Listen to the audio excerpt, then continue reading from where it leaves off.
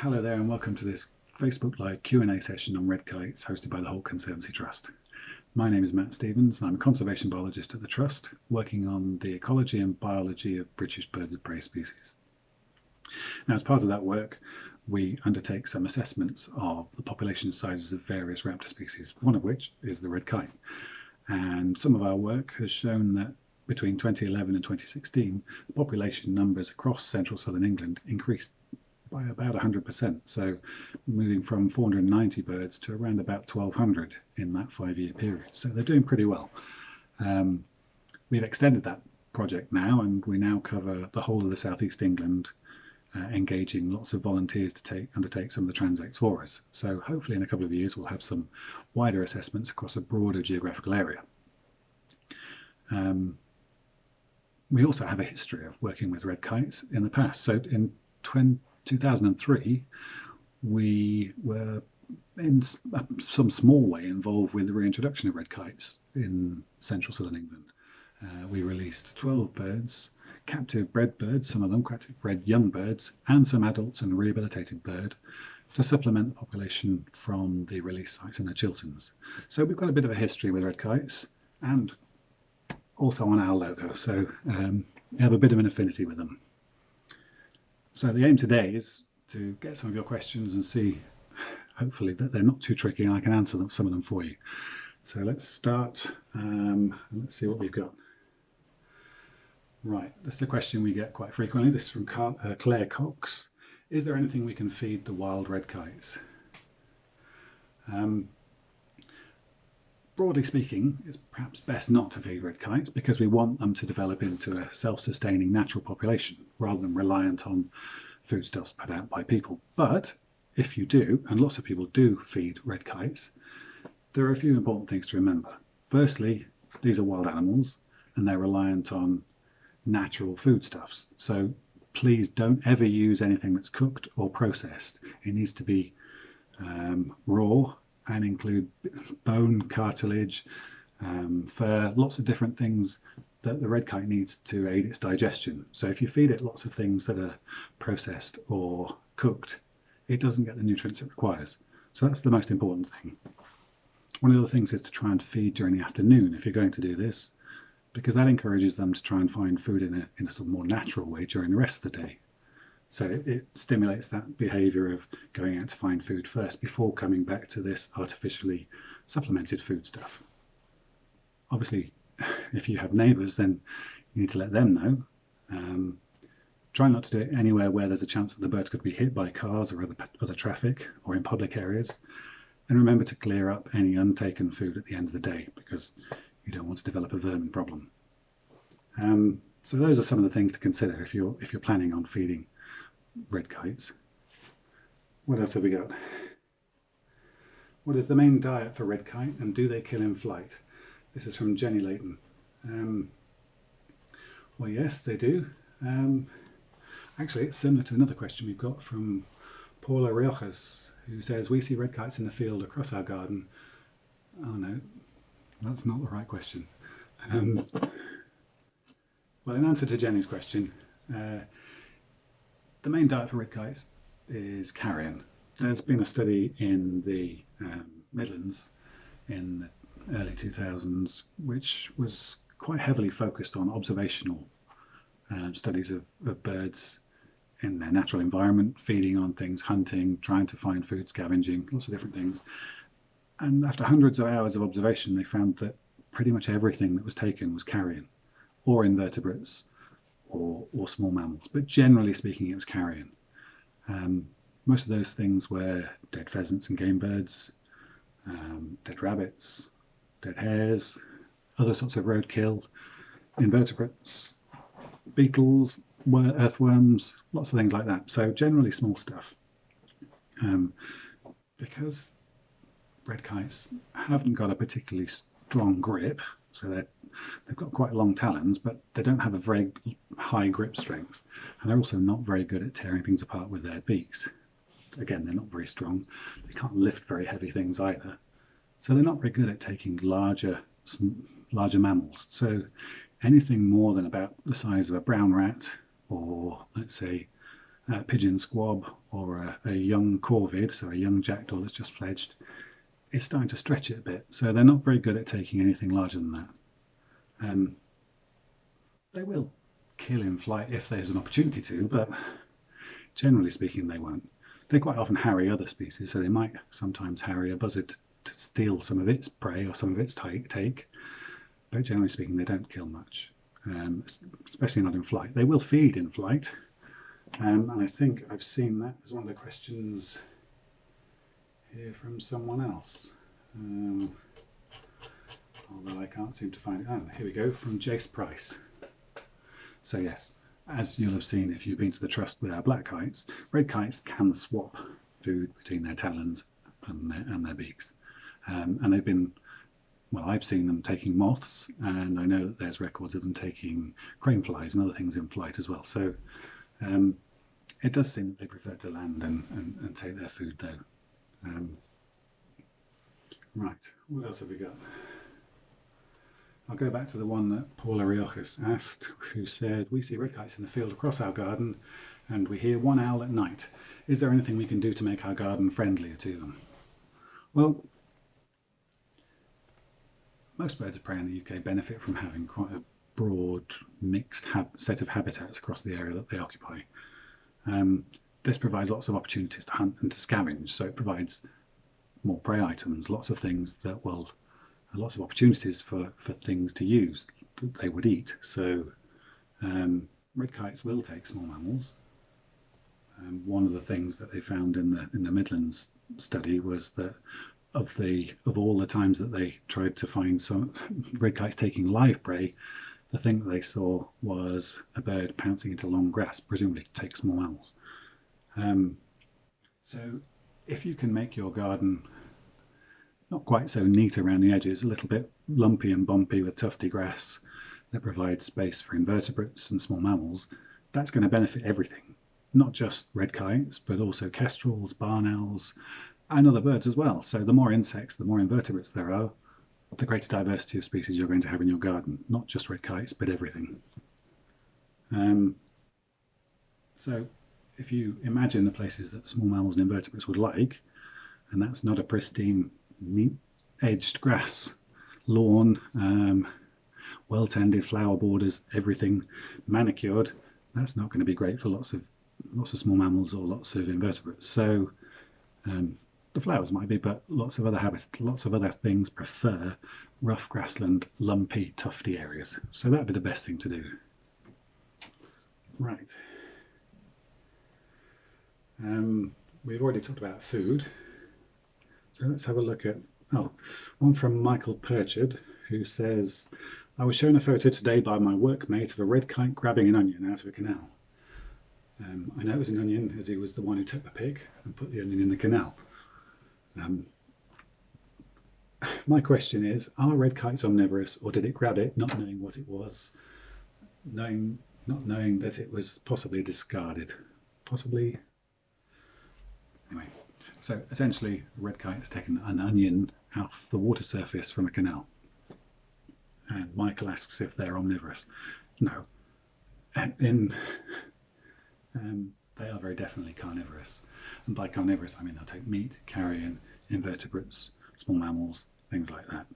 But not really vegetable matter at all. It's probably just a question of it seeing something on the surface of the water, and they have been seen taking fish and small amphibians, coming down, grabbing it, finding it's not what they expected it to be, and then just dropping it again.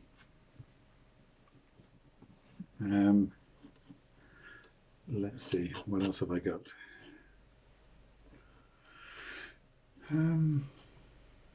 James Tucker writes, we live in Reading and the kites often come over first thing in the morning. I often wonder where they roost at night and how far they are likely to travel.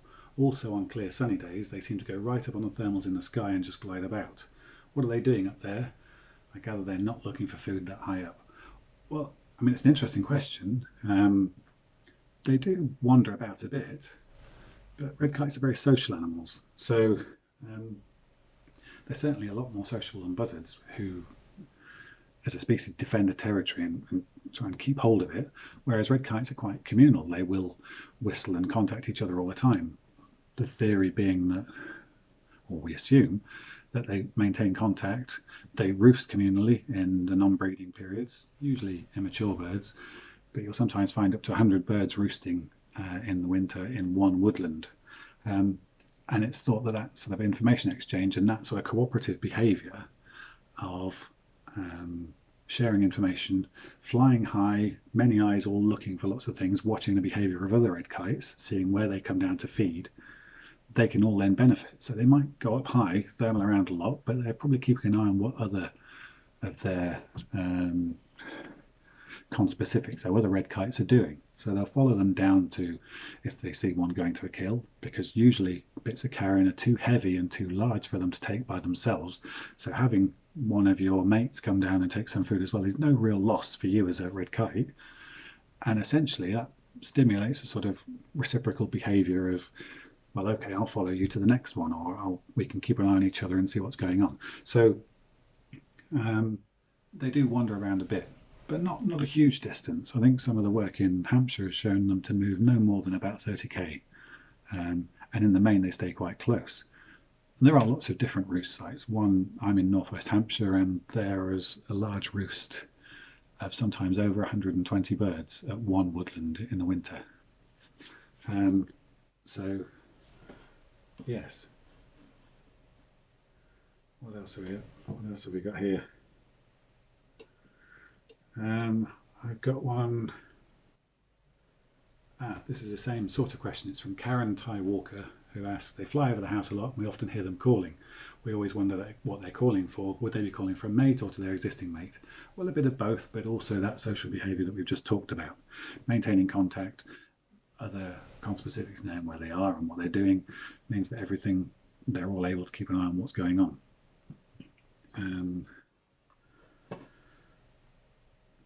Molly Kidd asks, do our native red kites catch prey on the wing and the way the kites at the Hawke Conservancy catch food? Well, we talked about that before. She says, I've seen them following tractors in the field. Do you think this is them catching insects or other prey? And I mentioned that, yes, they will catch prey on the wing. So I mentioned about crane flies and moths.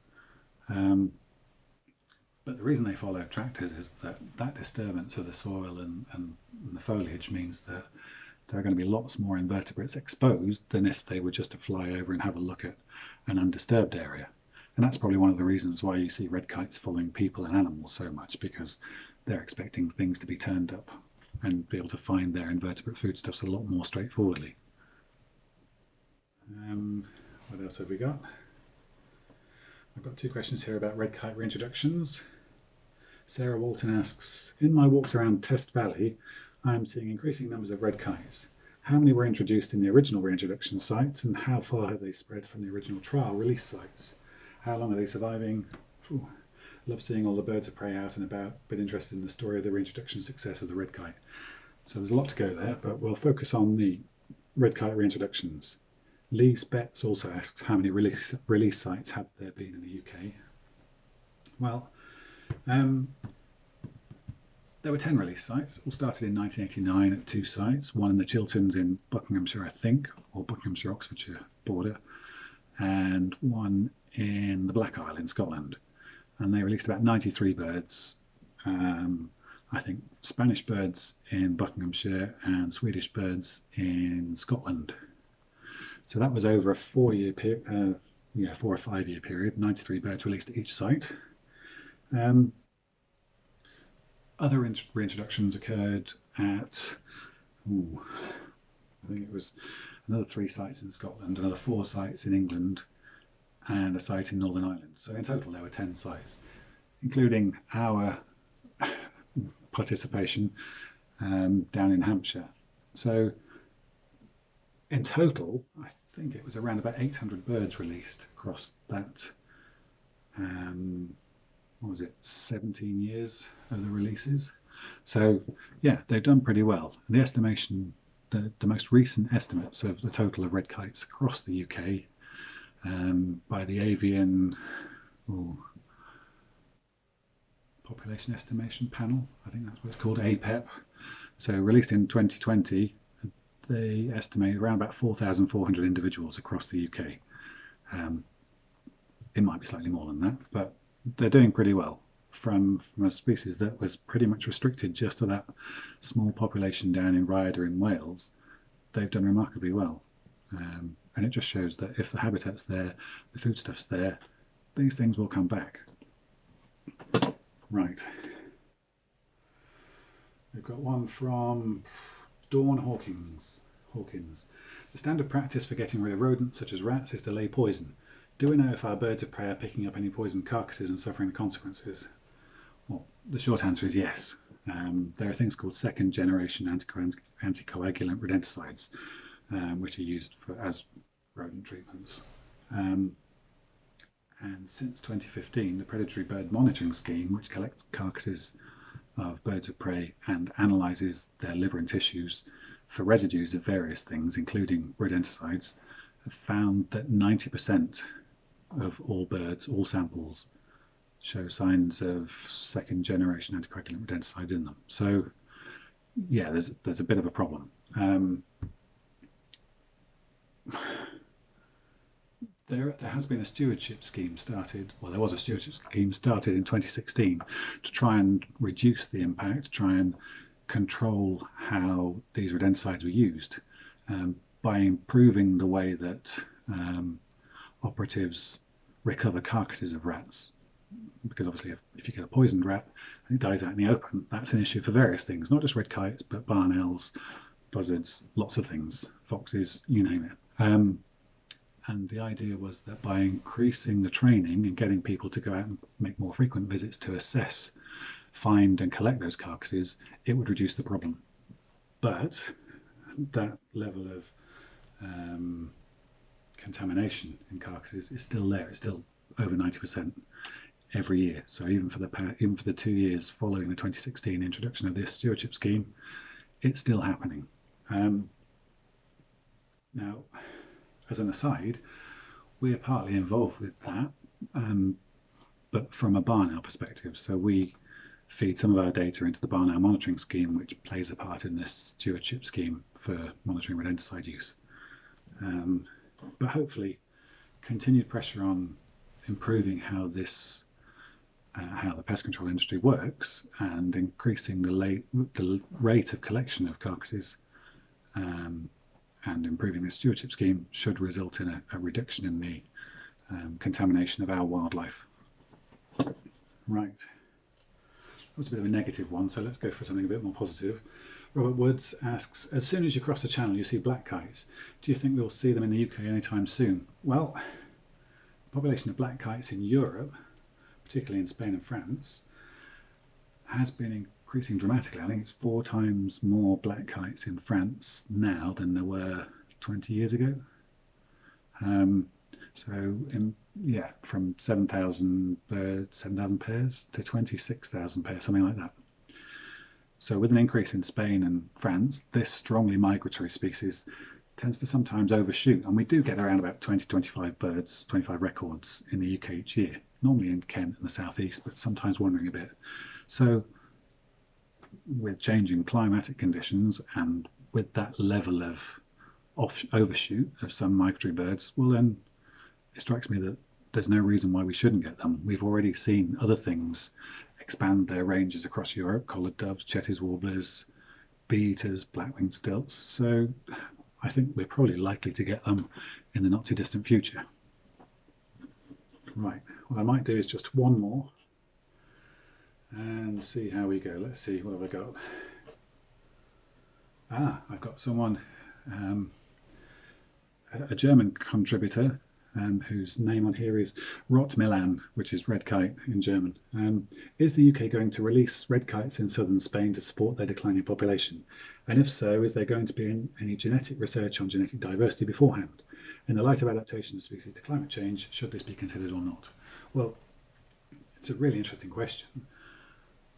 I couldn't say for certain that there are any plans for reintroducing red kites into parts of southern Spain where their populations have declined, and there's a big problem with poisoning in southern Spain, and their populations have declined by about 50% in 10 years, so there is a significant issue. I don't know if there's a concerted effort to think about reintroducing them from other areas, but I don't see why not. The situation worked for the UK, but currently with a population of only 4,500 birds, possibly in the UK, it's probably a little bit too soon. As far as assessing genetics beforehand, well, the initial releases in the Chilterns were of Spanish birds, so coming from Spain to the UK didn't seem to pose a problem. So it's debatable whether there would be a problem going back the other way. Obviously, you'd think going to a warmer climate would be slightly easier than coming to a colder climate, but who knows? I imagine lots of those things would be considered, and it'd be an interesting study to assess whether birds were introduced from the UK to Spain, or assessing how they fare. But it doesn't seem like it would be a major hurdle if the population in the UK continues to increase. And because of that increase, it shows that the population here in the UK as a result of reintroduction has a significant conservation benefit, not just for the birds that we have in the UK, but also potentially as a source population for birds elsewhere in Europe. So it's a good thing. Hopefully it won't come to requiring reintroduction, and various changes will occur that improve the lot of red kites in Spain such that they recover on their own. But we'll see. Right. I'm normally out and about, wondering about not talking to people very often, and my voice is getting a bit hoarse and husky now, so I'll call it quits there. But if you'd like to send in any more questions, anything that you'd like to discuss about red kites or any other British raptor species, you can send them to us at matt@hawkconservancy.org. We're hugely reliant on all the visitors we get through the gates of the Trust, and we're very grateful for all of the donations we receive from those visitors as well. So if you do like what we do, if you find us to be a valuable charity and would like to contribute, just get in touch with our office and they'll talk about it with you. Okay, thanks very much for listening, and we'll speak to you again soon. Bye bye then.